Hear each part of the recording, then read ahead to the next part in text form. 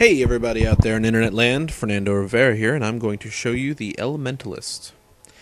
So, the Elementalist is an adventure puzzle game prototype that we developed as a student project at FIEA.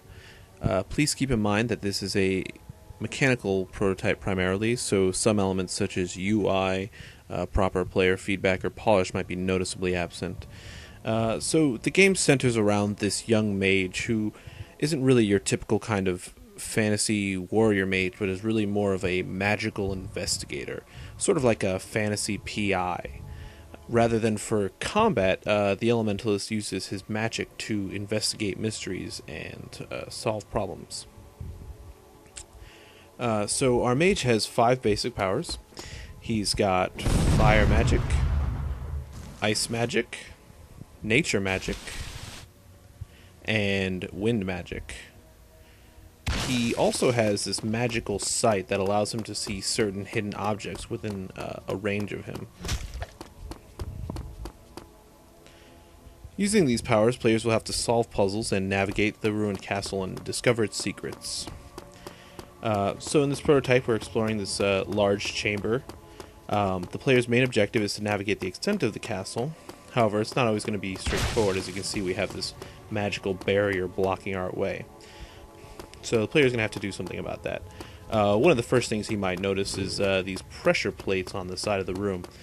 So you'll jump on one of these and you'll hear a sort of familiar ticking noise letting you know that it's a timed puzzle. But as you can see, the way things are, you don't really have enough time to cross and hit both of them. So your natural inclination might be to use your ice power to freeze the pool. However, there's an unseen force that is preventing you from doing so. There's this statue in the middle, this magic nullifier that is preventing you from using your ice magic. In an expanded game, there might be more tutorials or better feedback to let the player know that this is specifically blocking his ice magic, but there isn't really any here in this prototype. So what we're going to have to do is we're going to have to destroy that statue. So we can use our fire magic here to bring down the chandelier. And with that statue destroyed, we can now freeze the pool.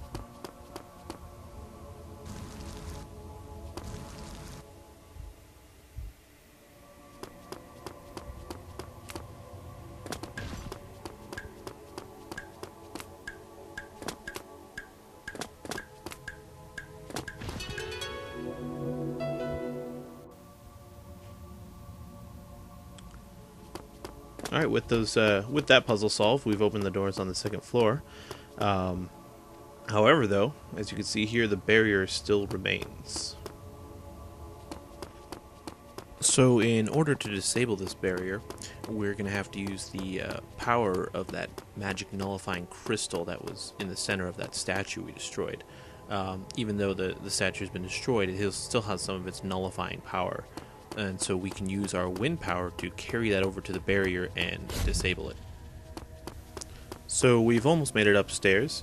As you can see here, the stairways are actually blocked off with debris. So looking around, we see up at this door where we have vines creeping in. And using nature magic, we can grow those vines, allowing us to climb our way upstairs.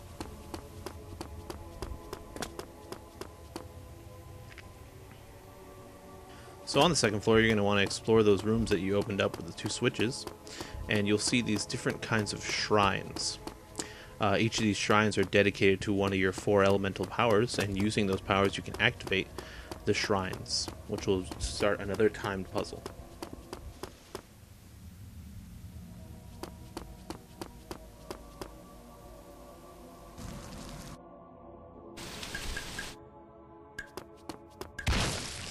Using your magical vision, you can reveal these platforms, allowing you to cross quicker and get to each of the 4 switches in time.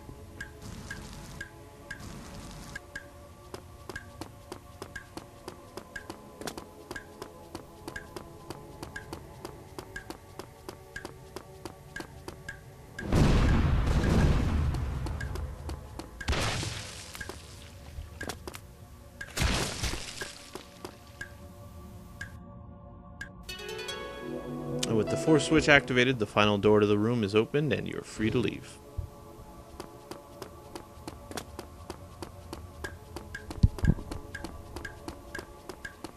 Well, I hope you enjoyed this playthrough of The Elementalist. You can check out more of my work at fernandorivera.com. Thanks for watching.